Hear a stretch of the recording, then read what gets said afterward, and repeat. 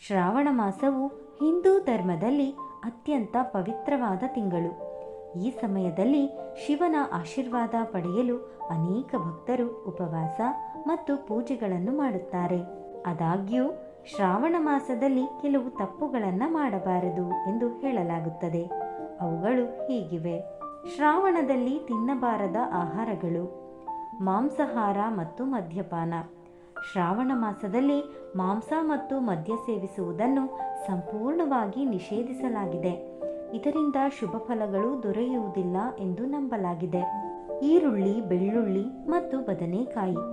ಈರುಳ್ಳಿ, ಬೆಳ್ಳುಳ್ಳಿ ಮತ್ತು ಬದನೆಕಾಯಿಗಳಂತಹ ತಾಮಸಿಕ ಆಹಾರಗಳನ್ನು ಈ ಸಮಯದಲ್ಲಿ ಸೇವಿಸುವುದನ್ನು ತಪ್ಪಿಸಬೇಕು. ಹಸಿರು ಸೊಪ್ಪು, ಹಾಲು ಮತ್ತು ಮೊಸರು.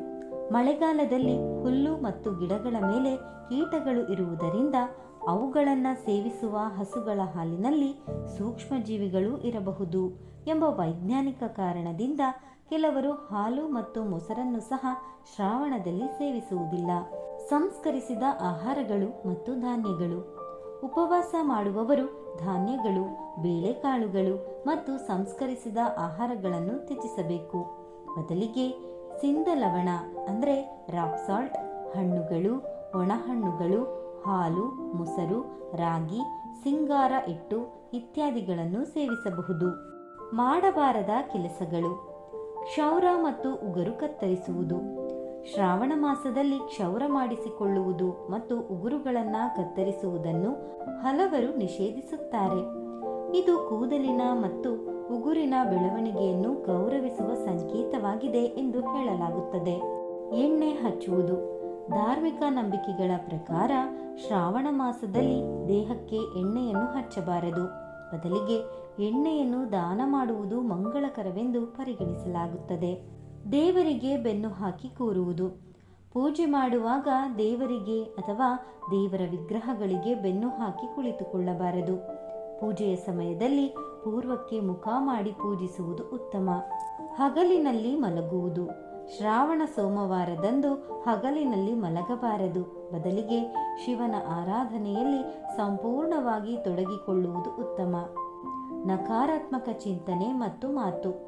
ಈ ಮಾಸದಲ್ಲಿ ಇತರರೊಂದಿಗೆ ಜಗಳವಾಡುವುದು, ಕೆಟ್ಟ ಮಾತುಗಳನ್ನು ಆಡುವುದು ಅಥವಾ ಹಿಂಸಾತ್ಮಕವಾಗಿ ವರ್ತಿಸುವುದನ್ನು ಸಂಪೂರ್ಣವಾಗಿ ತಪ್ಪಿಸಬೇಕು. ಸಕಾರಾತ್ಮಕ ಚಿಂತನೆ ಮತ್ತು ದೇವರ ಸ್ಮರಣೆಯಲ್ಲಿರಬೇಕು. ಅರಿಶಿನ ಮತ್ತು ಕುಂಕುಮದಿಂದ ಶಿವನನ್ನು ಪೂಜಿಸುವುದು. ಶ್ರಾವಣ ಮಾಸದಲ್ಲಿ ಶಿವನನ್ನು ಅರಿಶಿನ ಮತ್ತು ಕುಂಕುಮದಿಂದ ಪೂಜಿಸುವುದಿಲ್ಲ. ಬದಲಿಗೆ ಬಿಲ್ವಪತ್ರೆಗಳಿಂದ ಪೂಜಿಸುವುದು ಶ್ರೇಷ್ಠ. ಶಿವನಿಗೆ ಅಭಿಷೇಕ ಮಾಡಿದ ಹಾಲನ್ನು ಸೇವಿಸುವುದು. ಶಿವನಿಗೆ ಅಭಿಷೇಕ ಮಾಡಿದ ಹಾಲನ್ನು ಎಂದಿಗೂ ಸೇವಿಸಬಾರದು. ಬದಲಿಗೆ ಆ ಹಾಲನ್ನು ಅಗತ್ಯವಿರುವವರಿಗೆ ದಾನ ಮಾಡುವುದು ಶುಭ. ತುಳಸಿಯನ್ನು ಅರ್ಪಿಸುವುದು. ಶಿವನಿಗೆ ತುಳಸಿಯನ್ನು ಅರ್ಪಿಸಬಾರದು. ಶ್ರಾವಣ ಮಾಸದಲ್ಲಿ ಶುಚಿತ್ವ ಮತ್ತು ಪರಿಶುದ್ಧತೆಗೆ ಹೆಚ್ಚಿನ ಒತ್ತು ನೀಡಲಾಗುತ್ತದೆ. ಈ ನಿಯಮಗಳನ್ನು ಪಾಲಿಸುವುದರಿಂದ ಶಿವನ ಕೃಪೆಗೆ ಪಾತ್ರರಾಗಬಹುದು ಎಂಬ ನಂಬಿಕೆ ಇದೆ. ಶ್ರಾವಣ ಮಾಸದಲ್ಲಿ ಮಾಂಸ ಸೇವಿಸದಿರಲು ಹಲವಾರು ಕಾರಣಗಳಿವೆ. ಅವು ಧಾರ್ಮಿಕ, ವೈಜ್ಞಾನಿಕ ಮತ್ತು ಆಯುರ್ವೇದ ಸಂಬಂಧಿತವಾಗಿವೆ. ಧಾರ್ಮಿಕ ಮತ್ತು ಆಧ್ಯಾತ್ಮಿಕ ಕಾರಣಗಳು: ಶಿವನಿಗೆ ಸಮರ್ಪಿತ ಮಾಸ. ಶ್ರಾವಣ ಮಾಸವು ಶಿವನಿಗೆ ಅತ್ಯಂತ ಪ್ರಿಯವಾದ ತಿಂಗಳು. ಈ ಮಾಸದಲ್ಲಿ ಭಕ್ತರು ಶಿವನನ್ನ ಪೂಜಿಸುತ್ತಾರೆ, ಉಪವಾಸ ಮಾಡುತ್ತಾರೆ ಮತ್ತು ಆಧ್ಯಾತ್ಮಿಕ ಅಭ್ಯಾಸಗಳಲ್ಲಿ ತೊಡಗುತ್ತಾರೆ. ಮಾಂಸ ಸೇವನೆಯು ತಾಮಸಿಕ ಅಂದರೆ ಆಲಸ್ಯ ಮತ್ತು ನಕಾರಾತ್ಮಕತೆಯನ್ನು ಉತ್ತೇಜಿಸುವ ಆಹಾರವೆಂದು ಪರಿಗಣಿಸಲಾಗುತ್ತದೆ. ಇದು ಆಧ್ಯಾತ್ಮಿಕ ಶುದ್ಧತೆ ಮತ್ತು ಭಕ್ತಿಗೆ ಅಡ್ಡಿಯಾಗಬಹುದು ಎಂದು ನಂಬಲಾಗಿದೆ. ಅಹಿಂಸೆ. ಮಳೆಗಾಲವು ಅನೇಕ ಪ್ರಾಣಿಗಳು ಮತ್ತು ಜಲಚರಗಳ ಸಂತಾನೋತ್ಪತ್ತಿ ಅವಧಿಯಾಗಿದೆ. ಈ ಸಮಯದಲ್ಲಿ ಪ್ರಾಣಿಗಳನ್ನು ಕೊಲ್ಲುವುದು ಅಥವಾ ತಿನ್ನುವುದು ಪಾಪವೆಂದು ಪರಿಗಣಿಸಲಾಗುತ್ತದೆ. ಇದು ಜೀವಜಾಲದ ಬಗ್ಗೆ ಗೌರವ ಮತ್ತು ಅಹಿಂಸೆಯ ತತ್ವವನ್ನು ಪ್ರತಿಬಿಂಬಿಸುತ್ತದೆ. ಪವಿತ್ರತೆ. ಶ್ರಾವಣ ಮಾಸವನ್ನು ಪವಿತ್ರ ಮತ್ತು ಶುಭ ಮಾಸವೆಂದು ಪರಿಗಣಿಸಲಾಗುತ್ತದೆ. ಈ ಸಮಯದಲ್ಲಿ ದೇಹ ಮತ್ತು ಮನಸ್ಸನ್ನು ಶುದ್ಧವಾಗಿಟ್ಟುಕೊಳ್ಳುವುದು ಮುಖ್ಯ.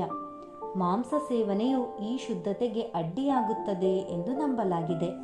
ವೈಜ್ಞಾನಿಕ ಮತ್ತು ಆರೋಗ್ಯ ಸಂಬಂಧಿತ ಕಾರಣಗಳು: ದುರ್ಬಲ ಜೀರ್ಣಾಂಗ ವ್ಯವಸ್ಥೆ. ಮಳೆಗಾಲದಲ್ಲಿ ನಮ್ಮ ಜೀರ್ಣಾಂಗ ವ್ಯವಸ್ಥೆಯು ದುರ್ಬಲಗೊಳ್ಳುತ್ತದೆ.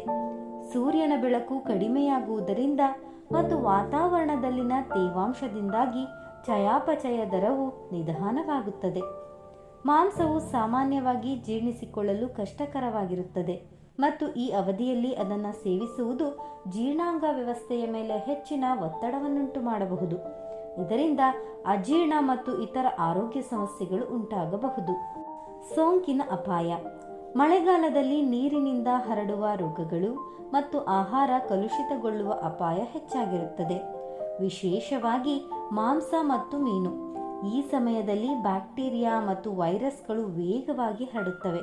ಆದ್ದರಿಂದ ಸೋಂಕುಗಳನ್ನು ತಪ್ಪಿಸಲು ಮಾಂಸವನ್ನು ತ್ಯಜಿಸುವುದು ಉತ್ತಮ ಎಂದು ಪರಿಗಣಿಸಲಾಗುತ್ತದೆ.